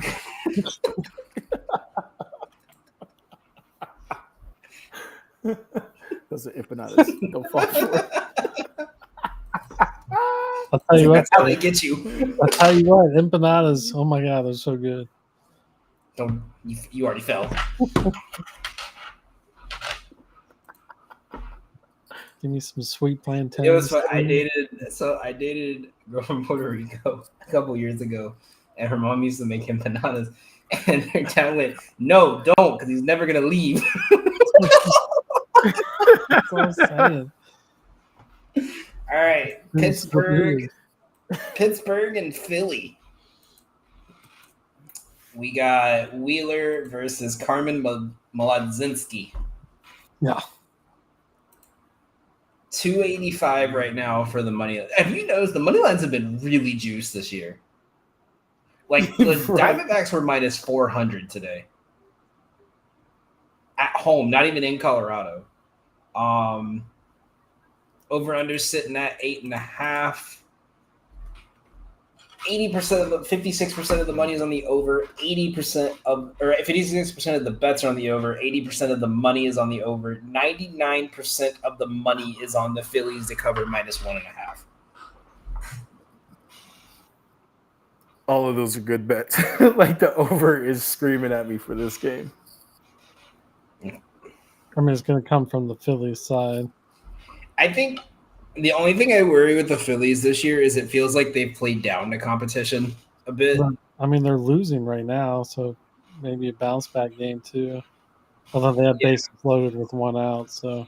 But that's what I'm saying. Like teams like in games that like they should easily win, like they seem to be struggling. Like, you know, I'll discount the Eric Fetty game because it was raining and it was gross, but yeah, they haven't played that well to me. I mean, you won 2 against Cleveland. Okay. You in a park where you should have at least scored 10 plus runs each game, you didn't. Arizona, you pulled one out at the last minute, and then you lost 11-9 with one of your best pitchers on the mound. I mean, the big one to me was they lost 5 in a row between Miami and Chicago. So they're in a weird spot to me. So I think it's just a stay away. It might be like a parlay builder, but yeah, nothing sticking out to me for that game. I mean, I would take Wheeler strikeouts unless they juice it up to 8.5. But let's take a look. They only have fantasy lines up right now because the game's not over. The Pirates are a heavy strikeout team, and Wheeler's on fire. So, yeah, and out of all the players on the Pirates that have faced Wheeler, there are 5 different players with over 40% strikeout rate. Yeah. And then for Philly, no one's – because Medlinski was a relief pitcher up until now. Right. But no one's gotten a home run off him, but they've all just been blooping singles off him. So I think Philly money line will be like a parlay piece for me tomorrow. Right. Guards Reds, we don't have any money percentage on this one, but Chase Petty will take the mound after his 21.94 ERA start in his last start versus Luis Ortiz. I'm seeing Sione for Cleveland. Outlier has Luis Ortiz. They might be backing him up one. Okay. So that's probably why. Ballpark, that's probably why they don't have money out yet because it's not like a confirmed starter. Yeah, stay away game. Yeah. You know, I love betting Slade Caccone versus Chase Petty. That's the matchup I've been waiting for. Like, I don't understand why that's not Fox game a week. Astros Texas Lone Star battle. Malley versus Blanco. I don't want to go favorite here because I don't really like the way they've been playing, but I think I just gotta fade Ronel Blanco. I think last year was a fluke. I don't think he's that good. Simeon's a good look. He's 3 for 12 against him. It's not juice. Minus 130. Is it crazy? Oh yeah, give me. Yeah, Texas. and Tyler Malley has K'd a lot of these guys.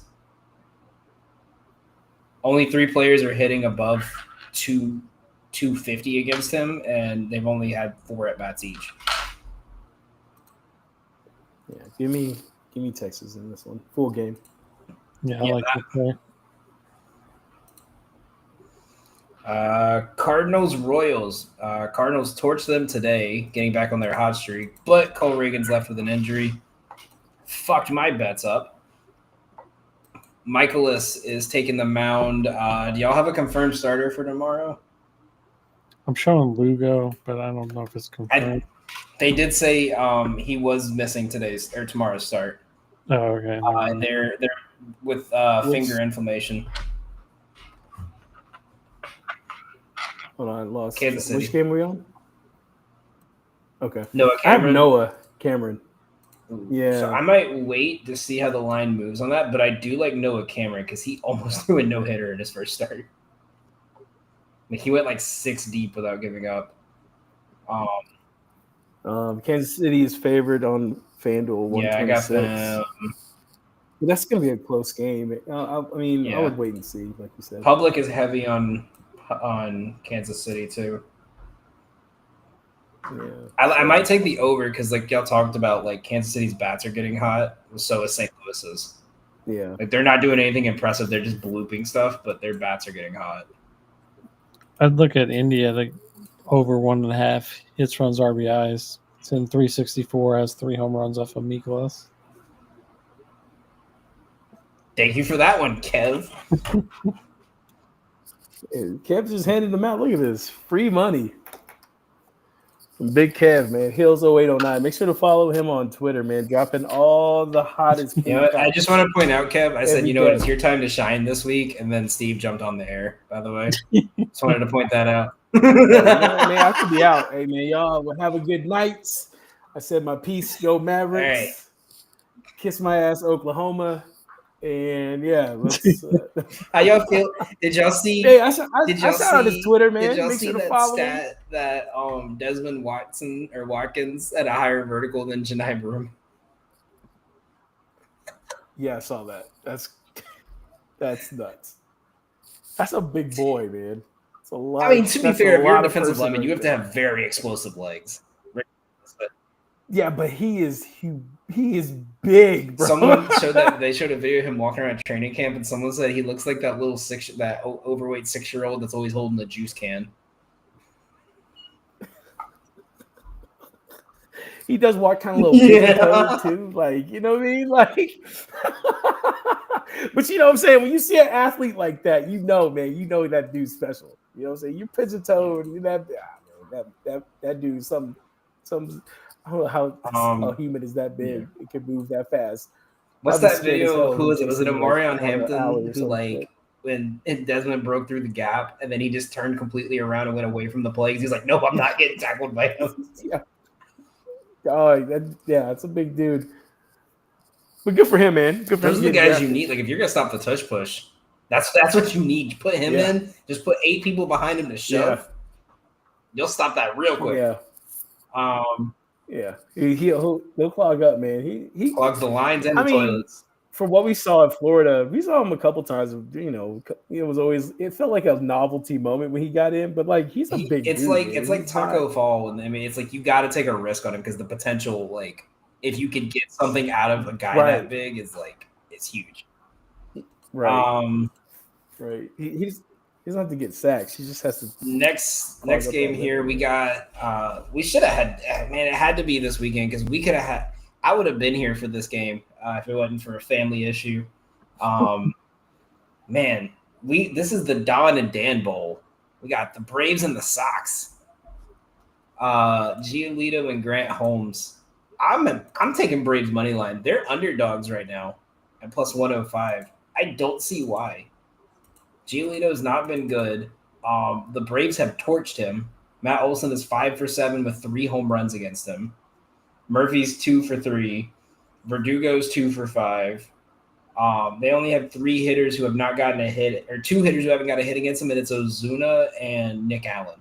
That's it. So I'm taking Braves money line right now while I can, while it's plus money. Yeah, and the runs are getting a plus 12 bump on Ballpark Pal on the I mean, it's They probably got, just the brace. who do they have? Who do they have on the projected park to win? Do they factors. got Atlanta? Projected to win. Yeah, they have Atlanta projected to win. Yeah, And they're plus money. the only thing I could think was why not is like Holmes has not been good on the road this year. Yeah, But that might be in a general, the team hasn't been good on the road. I think that's also that's a part fucking of it. fact. That's a fucking fact. That probably plays the main part in it. Is But I'm looking at it and yeah, I mean with Holmes's road games, it was what? I mean, San Diego, LA, Arizona. Like that's three of the most high powered offenses in baseball. So it's not like I mean obviously Boston has a good offense, but I mean it's not like he hasn't faced tough competition before, and the way he's been pitching lately has been great. well, San Diego and yeah. Arizona don't strike out a lot, so like Mm-mm. those are teams that put the bat on the ball. But Red Sox, he'll get a little more swing and misses against the Red Sox. Yeah, I think that's the problem with like where the Braves have in the bottom of their rotation there with Elder and him is as much as they try not to rely on contact, it's one of those like it's like all right, well if you hit it, you hit it, but they happen to just give them pitches that they're fucking launching. Yeah, I'm taking Braves. 80% of the money's on the Braves, while only 50% of the bets are on them. I don't know if I'm going to take the over because like the Braves haven't had they've only had 2 overs in a Grant Holmes start this year. And that was when they torched Toronto and they had that that game where Eugenio Suarez hit 3 home runs. Also, they're 54% of the games have went under on the road. Their last over on the road was Arizona, so that's 7 consecutive home game or road games on the under. So I would lean that. I don't know what you guys are thinking on that one.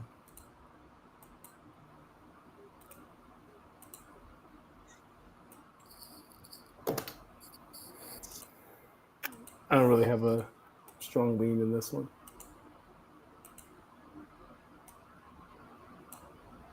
Yeah, no, I mean, I think I like guess no one else. No one It's else. plus money. I'd rather take that than. So we got 5 more here. Twins Brewers. Lopez on the mound versus Tobias Myers. Twins favored at -130. First game without. Oh, they're still playing right now, right? Are they winning? I didn't see.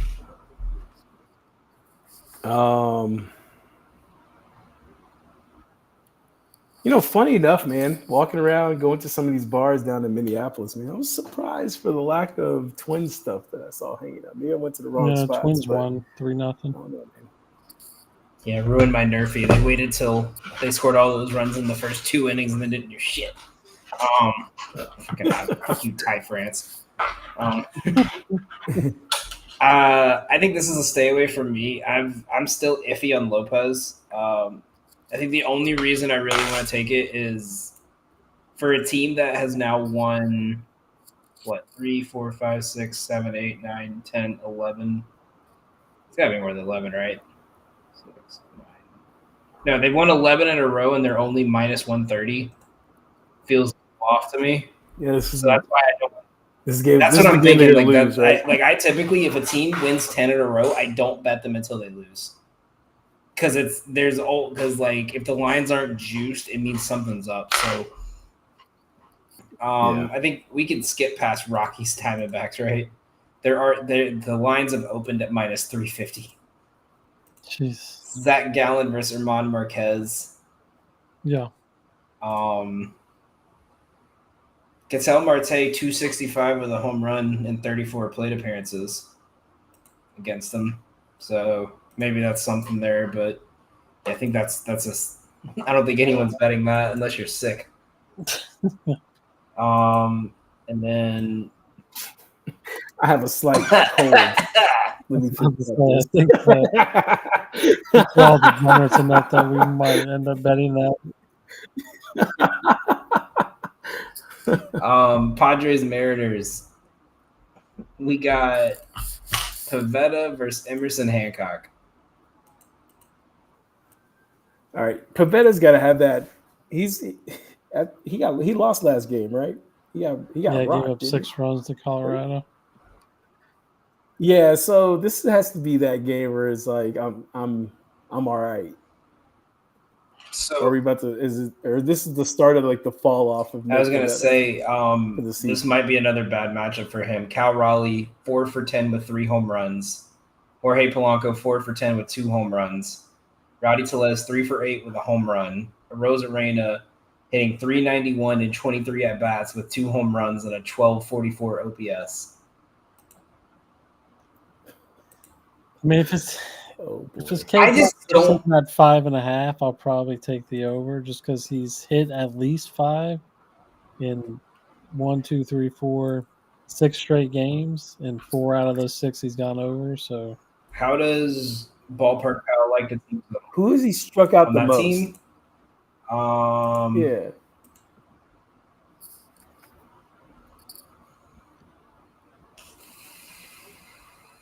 Dylan Moore struck out twice against him. is Julio Rodriguez has struck out in 4 of 9 at bats against him. yeah. Kyle Riley's, even though he's hitting .400, also has 4 strikeouts. How's Ballpark Pal feel on that team total for the Mariners, or even the game total? Because I think that over 8 might be a really good play. 3.71 for Seattle, 5.14. I think that over might be a play. That might be my play for tomorrow before it gets too high. It goes over 8.5. Don't steal it, Steve. I'm serious. I don't know, man. You got me scared about Nick Pavetta, man. Like it might be a tough game, but I feel like it's a bad. It's matchup. for both teams. Like it could go either way. That's the thing. It's a coin toss because Emerson. I feel like this an over 8 with a pitcher who has like a 6 ERA through 2 months makes me think like, okay, something's up. Yeah. So it might be a deep research game tomorrow, but that's I'm leaning that right now. He's gonna pitch. He's gonna pitch his gym tomorrow, isn't he? My cousin's gonna do great. Gives up fucking 5. You know that, right? That's my cousin. Runs. So Emerson Hancock. Oh yeah, that's my No, you didn't. It's my last name. It's my cousin. I mean, it's cool, man. I claim every Jefferson too. So no, he really is. He really is my good. cousin.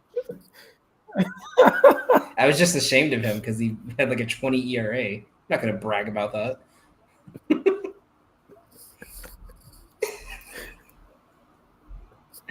My mom does that too because her maiden name is Holston.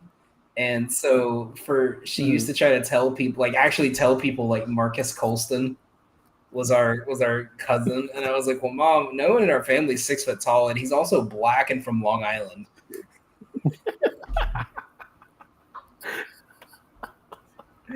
All right, so enough about my slightly offensive mom. You know what I mean? You got a little African and you got them. See, I've been saying that my whole life, and no one's willing. Have you seen that trend where people are like, when someone said gingers are actually black people? And I'm seeing tweets and it'll be like, I woke up and I went to bed with no soul, and I woke up a soul brother.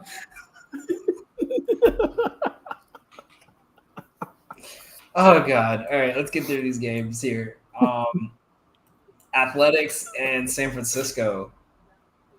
We got Sevy versus Landon Raup. Where are you guys leaning on this one? I don't think I have a read on this right now. San Francisco is favored with Raup on the mound. Kev, how does San Francisco hit against Severino? Not the best. No. They have 2 guys. Is okay. He's hitting over 308 and has 1 home run, but Yeah, they have 2 guys hitting above their normal average, and only one of them is like 1 for 2. Matt Chapman might be a good K look, or Yastrzemski. Chapman's like 2 for 14 with 4 strikeouts. But yeah, I think that's just a no go for me for now. I think we'll do some research in the morning about it. But then the final game we got Dodgers and Angels. Clayton Kershaw's season debut versus former teammate Tyler Anderson. If only Mike Trout was here to make it even better.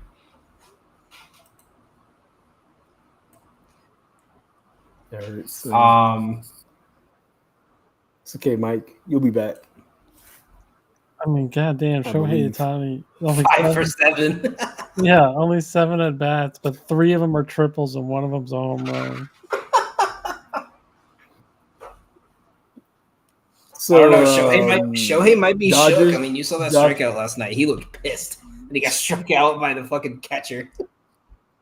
By a catcher? Fair, you throw 5 60-mile-an-hour pitches and then you throw 190. No one was seeing that. He saw a pitch going right at the middle. He's like, oh, yeah, home run. And then he didn't realize. But you can. He put everything he could behind that just so he could control. That was everything he had. Because as soon as the camera went on him, it cut away immediately because Sohei looked mad. Yeah, what do you got on this one? Anything? Maybe Dodgers minus 1.5. I think I'll go. Because I mean, that money line is what I see 225 on Pinnacle. Yeah, it's not. Dodgers Phillies money line parlay, or Diamondbacks if you're sick enough. You got a slight cold. Got fucking COVID. You got a fever. I think I'm gonna look at Shohei's bases tomorrow with that. I mean, Shohei 2+ bases is almost a given almost every single night. Especially if you're 5 for 7 with 4 3-base hits or higher. I mean, what's the leash for Kershaw going to be? Maybe take the under on like 17 and a half putouts. I think if they know there's going to be a leash on him, they're not going to put an outline. Because that's what they did with Ranger Suarez. Once they knew, like, okay, Suarez isn't going to go past like 70 pitches, they took his line completely off. Yeah. I think they'll let him go 2 times through the order, though. Yeah. Like, I think if you felt like Clayton Kershaw like wasn't ready to pitch fully, then you wouldn't have called him up.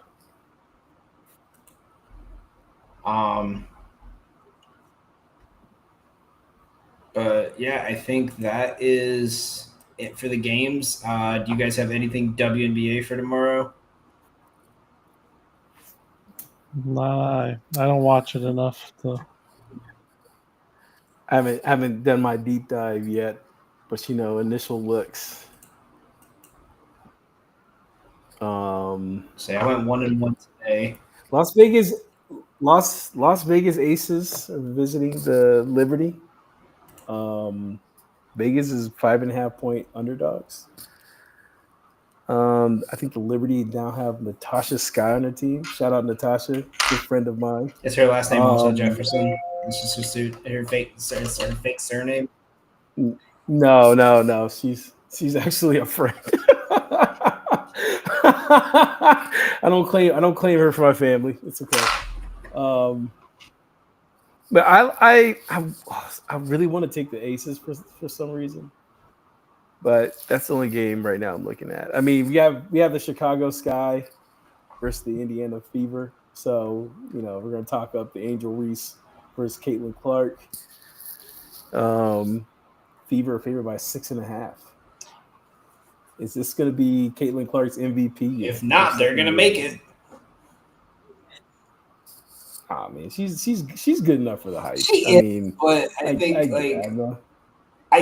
I kind of get it when they're talking about, they say like everyone's talking about like, okay, yeah, like she's getting like over like 80% of her games on national TV. And it's And as she should, they need ratings, You bro. need to Like, showcase the rest of the league. yeah, well, when that team comes and visits and plays against the I think you know what it is. Fever, I think they'll be on it's national like all these television. players are pissed because like a lot of these come from like the top tier schools that always got media attention and now they're not, and then it's like okay, the media only wants to see Paige and Caitlyn, so they're going to be on TV 24/7. I honestly, I hope the Fever torch them tomorrow. I really can't stand Angel Reese. She's just the female Draymond Green. Yeah. 100%. No argument against you, man. I'm just laughing at you. It's just this game's gonna be watched. It's gonna probably have a sellout first game of the season. You gotta have You know what? She sells out crowds.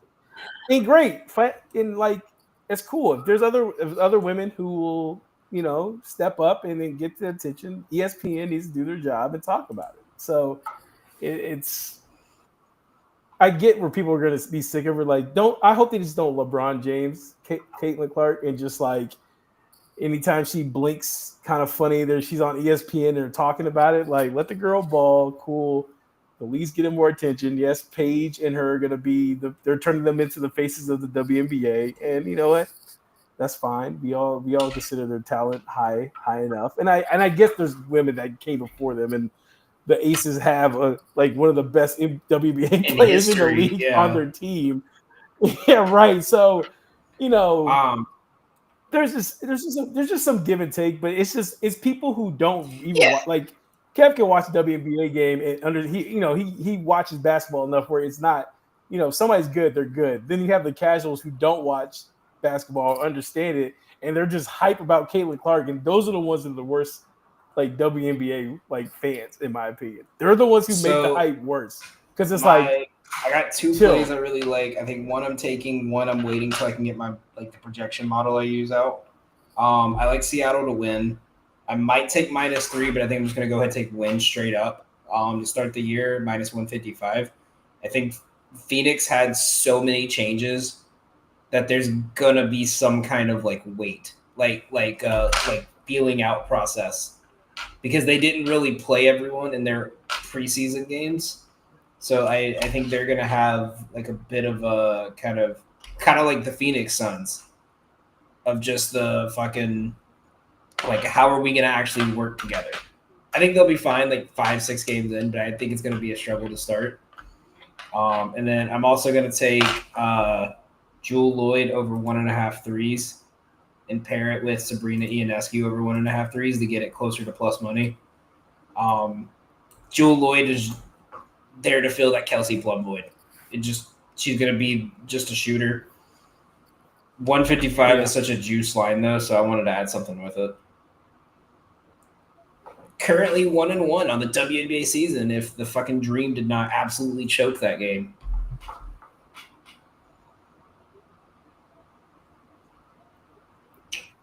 Yeah, that's it for me, man. All right, so are we still putting together a parlay without the Don? I'm up for it. Jeez, sneeze name. Yeah, let's do it. All righty. Let's see. All right, who wants to go first? All right, I got one. Manchester City. Brings home the FA Cup. Money line. Okay.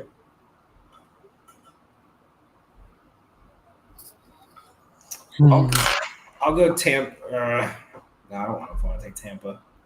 So you already got a soccer play. I mean, pick the play you like, man. We want to win, bro. Don't force it. Kev, you go. I gotta think.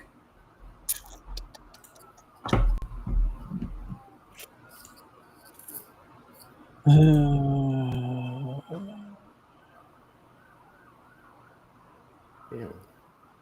I got the. Yeah, now, it's not funny no more now, is it? Huh? Yeah, man. Apparently, downtown Minneapolis is not as safe as I thought. I don't think any downtown is. Yeah, I mean, I think there was a dude slinging rock. Steve's hanging outside Martin Luther King Boulevard, just being like, but he was a man of peace, guys. What are we doing? In any city in America. Let's name the worst street in OK Boulevard. You know, I picked the No, no. Stars to win in 6 when we first talked about NHL, so I'll take Dallas money line. Don't love the odds because it's minus 154, but Take the juice. And you, Mr. Steve, said Man City. I cannot find a line for that.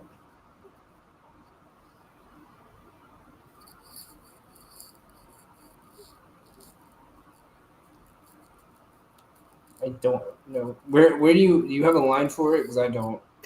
I have it at minus 130 on For- FanDuel. Oh,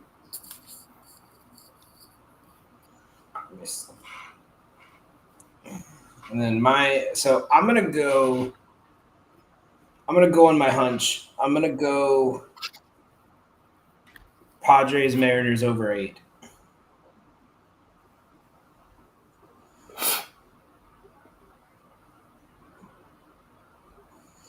And do you want to take to win or to lift the cup?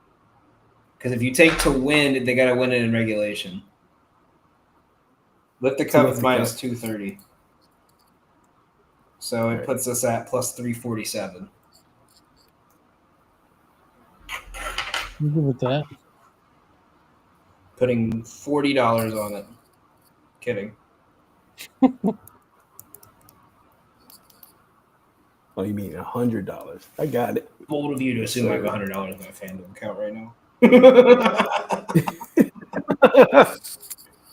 All right, so that is it. Once again, going over the plays we have recommended for you guys tomorrow. We have Red Bull Leipzig money line at minus 120. Actually, you can get minus 115 on ESPN Bet and Caesars. Saint Etienne money line at plus 105 on DraftKings. A same game parlay of Strasbourg money line and over 1.5 goals. Off the top of my head, it's probably going to be plus 100 because they don't show same game parlays on Outlier. Leicester money line plus 125. Jamie Vardy to score plus 170. It's also a plus EV play because no other book has it above plus 130 right now. Tampa Bay money line minus 144. Rangers money line minus 130. Braves money line plus 105. Seattle Storm money line minus 168. And 2 +3s from Ionescu and Jewel Lloyd, which would be, off the top of my head, minus 130. So that'll be it for us here. And, of course, our parlay at plus 347. That'll be it for us, guys. Thank you guys all for tuning in. Thank you for Steve for the surprise guest appearance. You know. There was nothing else to do in Minnesota on a Friday night, but join us.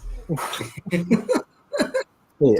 You don't know, man. I'm already hammered. He also has an extra hour to do whatever. Yeah. I was going to say, every one of those restaurants I recommended to you are shut down now, and I'm so mad about it. It's all right, man. I had a Juicy Lucy. Oh, those are so good. Those are so good. You know what that is, Kev? Yeah. No. It's so they take like 2 cheeseburger patties and they cook them. They like fill them with cheese on the inside, like an inside out cheeseburger. And then like once they're like a third of the way cooking it, they steam it. So it's like a steamed patty. So all the cheese doesn't get like burnt. It just melts into the meat. Right. So good. Big pack, big pack. Oh, before we go, I did have an MLB uniform. I know Don would get mad at us for bringing it up on the show, so I brought it up now while he's not here. The Staten Island Fairy Hawks, every Saturday this year is Kids Night. And every Saturday this year, they will wear their special edition Wu-Tang Clan jerseys because Wu-Tang is for the children. Mhm. for the kids. So that'll be it for us. Make sure you guys check out the boys from the College Juice Pod at Fast Breaks, at Heels 0809, and College Juice. You just put out an episode, right? Like a week ago? Monday this week. Monday. So yeah, make sure you guys go check that out. College football season's coming up, so I know they're gonna have a lot of stuff to go over. Make sure you guys check out all our shows here on the For Frequency's Sake Network. Card Subject to Change, Burdened by the Bear, Educated Ignorance. Watching the W has kicked off with me and Doug, and we argued for 20 minutes until his neighbor would not stop mowing his lawn right in front of their house, which was really funny because I've never seen Doug get mad before. And as always, every Monday at noon, the Football Lounge will be kicking off as they're starting back up next week. So make sure you guys check them all out. Thank you guys for watching.